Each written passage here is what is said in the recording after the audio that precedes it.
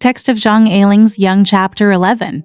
The Farmers Association passed a resolution. During the New Year, every village must pay New Year's greetings and send New Year gifts to the military families in the 4 townships. Each stall distributes half a pick and 40 kilograms of rice cakes, hung with red and green colored silk. The Yanko team takes the lead and plays the music to deliver them to their doorsteps. A note was posted on the door of every military family home, with the words "Glorious Family" written on it, and a firecracker was placed on top of it. Those who don't raise pigs at home will convert it into cash.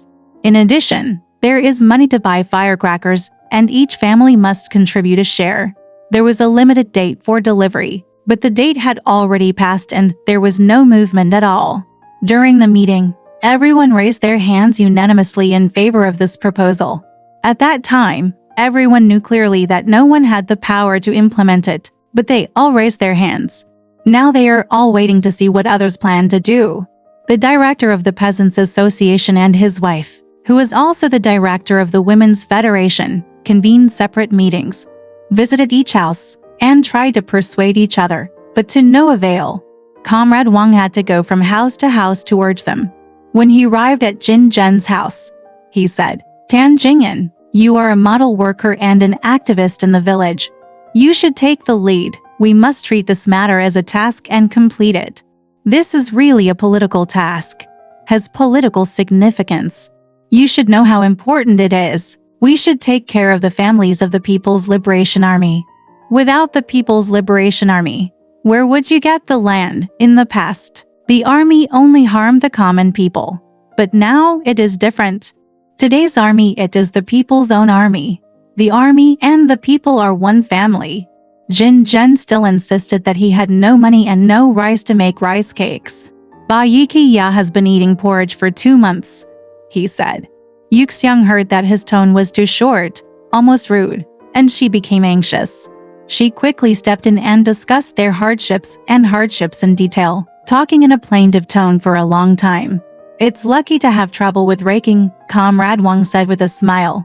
"But look at other villages. Their lives are not necessarily better than ours. They are still very enthusiastic about buying New Year gifts for military families, and no one wants to lag behind. Are we less patriotic than them?" He lifted one foot up and stepped on the bench, as if he was preparing to have a long and comfortable conversation. But Jin Zhen insisted that he had neither money nor rice. Comrade Wang smiled and said, "I know you are in a difficult situation. We are all the same and have our own difficulties, but at least you are better off than others. Your woman has been working in the city. Both of you are. When it comes to childbirth, the family has a small population, so the burden is light. If nothing else, just food, you can eat better than others." Jin Zhen couldn't help but blush. Comrade Wang's words were of course referring to the time when he saw them eating dry porridge there, which was the day Yuxiang had just returned. Jin Zhen knew that it was all his fault. He was the one who made a fuss about eating that day. Comrade Wang saw him eating. The more he hated himself, the more he became ashamed and angry, and for a moment he lost his self-control. "Comrade Wang," he shouted loudly, "go out and ask everyone what we eat every day. Who can hide these things from whom? There is not even a bit of rice popsicles in the rice soup. No matter what, we are almost out of rice. Seeing that the Chinese New Year is about to come, my heart feels like it is boiling in oil." Yuxiang tried her best to stop him and not let him continue. Comrade Wang didn't mind and continued to argue with him with a smile. Comrade Wang is very familiar with this type of work. Even if he is standing on the ground with his head on the ground and his feet in the air, he can talk endlessly for several hours without looking tired. Their debate can actually go on indefinitely and never come to a conclusion, because they each say their own thing, which is equivalent to two parallel lines, and will never have a point of contact. Jin Zhen only complained about his poverty, but Comrade Wang ignored him. He only told him the truth, and told him that he should be responsible for the military families. "It's harder to be stunned than to be stunned. I know, but don't emphasize your difficulties too much," Comrade Wang said with a smile on his face. "Look further ahead. If you exchange the wine with the evil spirit and make it strong, you will have nothing to eat. How about calling us then? Is there any big pot rice for us to eat? Although Comrade Wang has infinite patience, when he mentioned big pot rice, his expression changed. There has always been a rumor in the countryside that everyone is forced to confiscate food and cook it for everyone on a public stove. Farmers have always been frightened by things like big pot rice, but now that everyone is so hungry, fear has turned into longing. Because in their imagination, this may be a form of government relief. It would be much better if Ao Kinkan Lansimo keeps his eyes on his own fields and works harder to produce, rather than dreaming of big pots of rice. Comrade Wang said sternly. The smile on his face disappeared, as if something was missing on his face. I don't know if it was a nose or an eye, it looked strange and made people feel scary.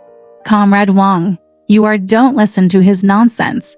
Yuxiang Xiang said anxiously. I don't know why I got into a bad temper today. It was also because I had trouble with me 2 days ago. I wanted to use my bed to gamble and drink. I stopped him and didn't let him go. You are still there vomiting with me. Neither of them paid any attention to her. After the spring famine, there will be a summer famine. Jin shouted loudly. We don't know where we will die until autumn. Comrade Wang slapped the table and shouted. Tan Jing'an, your attitude is very wrong.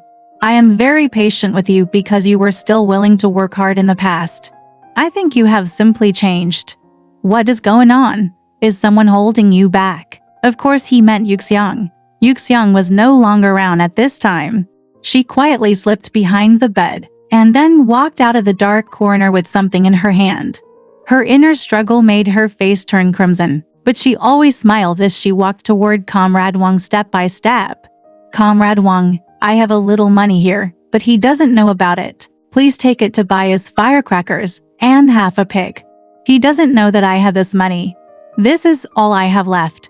Comrade Wang, as if he didn't hear it, he continued to pound the table and shout to Jin Zhen. He made her stand aside and wait for a long time. Jin Zhen stared at her, as if he wished to beat her to death on the spot. Finally, Comrade Wang turned to look at her and said coldly, Why didn't you tell me earlier? You kept saying that you couldn't get out any money. You are playing tricks on your own government like this. The current government is the people, your own government. When will you people wake up? You are still not honest. It's my fault, Comrade Wang. He really doesn't know. It's a little bit of private money I left behind without telling him. 8 pounds of rice cakes. Hurry up and send them away. They will be delivered early the day after tomorrow at the latest. You need to talk to him carefully and correct his thinking. His attitude today is very bad. Yuxiang saw Comrade Wang out and outside the yard, and stood at the gate watching him walk into another house. She suddenly felt a pain, and her hair was grabbed by someone and dragged back. The golden root was used to hit her ears several times, causing her eyes to turn black. She struggled desperately, kicking and biting him silently. She didn't cry out, fearing that Comrade Wang might hear her if he wasn't far away. But Jin Zhen didn't care about this. As he beat him, he cursed loudly. You are rich. You are rich. I don't care about your stinky money. I said no. No, you just praise me. Come out and slap me in front of me. If you don't mean to mess with me, you'll see what you come up with next time. You're killing people. I'll beat you to death today. I'm not a human being. He struck so hard that although Yuxiang tried her best to hold it back, she screamed out loud. Boss Tan came over to persuade her. And Tan is here too. Since the last time she had a fight with Yuxiang and was beaten by the old man, she hasn't talked to Yuxiang these days. But she also came over to break up the fight today, because she has always been a warm-hearted person. No matter what goes wrong in someone's family, she will always be there. And it was a pleasure to see an enemy being humiliated, just as he was humiliated in public that day. Ang Mei tears Mei and plays with the golden root, Tan Ba said repeatedly. You have something to say. A gentleman speaks and a villain takes action. Ang Mei threatens and fights with her arms. Okay, Jing'an, don't let Comrade Wang hear it. Aunt Tan's last words were a bit of a gaffe, which added fuel to the fire. Maybe she meant it. Come and scare me. Jin Zhen started punching and kicking her more and more. We must beat her to death today. Let her report to the women's conference. I'm not afraid. The old couple managed to pull them away. Jin walked out of the door angrily. You just have a bad temper, said Antan. When someone else gets angry, you shouldn't take it out on your wife. Yuxiang didn't say a word. She sat on the ground with her head splayed, sobbing and crying, a trickle of blood dripping from the corner of her mouth. Antan helped her into the room, and she fell face down on the bed, crying sadly. Antan also sat down on the edge of the bed. It's common for couples to fight, so you don't have to be serious with him. There is no grudge between husband and wife. Then she leaned down and whispered in Yuxiang's ear, It's not your family's business. We suffer even more than you do. Didn't we give our pig to them? They asked for money, but we couldn't get it, so they asked us to borrow it from relatives. Didn't your wife have a girl married in the town? Damn, you know everything. Now she went to the town to find her sister. If she can't borrow money, I don't know what she will do. She sighed and bent down, lift up the corner of his clothes to wipe his eyes. Oh, it's not easy. I can't make it through today. Yuxiang just lay on the bed, crying so hard that her shoulders shrugged. She cried until the sky was dark and the earth was dark, as if her mouth was blocked by mud and buried alive under a mountain, because Jin didn't understand her. The next day they got up at dawn and ground rice flour to make rice cakes. The ancient stone mill made a cuckoo sound, slowly and clumsily, almost painfully. It was the sound of the earth turning on its axis, the passage of long ages. Grinding rice flour and making rice cakes have been a busy day. In the evening, they moved a table into the yard, with a candle lit in the center of the table, and everyone stood around the table. Jin was playing with a big hot white bowl with both hands, which was as big as a large watermelon. He bent down and rolled the ball back and forth very fast, with a strange smile on his lips, concentrating on it. On that, it seems that what he is doing is one kind. The most arduous stonework has a mysterious meaning than Sulalian stone, or the carvings of primitive peoples worshipping gods. He carefully toyed with the hot stone, occasionally breaking off a small piece and throwing it to the moon incense below. Yuxiang rolled the small pieces into long strips one by one, and incorporated them into the wooden model. He took it very calmly, put it in, kneaded it twice, carefully smoothed the edges, and looked at it for a while, then turned it over, slapped it on the table, and poured the rice cake out. It was printed with embossed patterns of plum blossoms or orchids, and there was an old tin can on the table containing a can of rouge water. She dipped a small brush made of 5 goose feathers into the rouge water, and randomly placed 3 dots on each piece of rice cake, which turned into 3 red plum blossoms, vaguely superimposed on the original convex and concave patterns. A Zhao asked her to order plum blossoms, and she said she could order them, but the table was too high for her to reach. Finally, all the rice cakes were done and moved to the house, where they were folded high to dry. Everyone was busy counting how many rice cakes there were and calculating the weight. The yard was deserted, with only half of a red candle lit. The table was empty except for the black tin can with a piece of cotton rouge soaked in water. Yuxiang came over and took out the wet red cotton, rubbed it on her cheeks and eyelids, then put her palms on her face to smooth out the blush. An Hoen is torturing himself, she said to herself, and gave a short laugh. She called the child over and put a thick layer of rouge on her face. That night, mother and daughter as they walked around, their cheeks were extremely red. Looking under the light, they seemed to be beaming with joy. It was indeed a New Year scene. The story ends here. Want to know what happened next?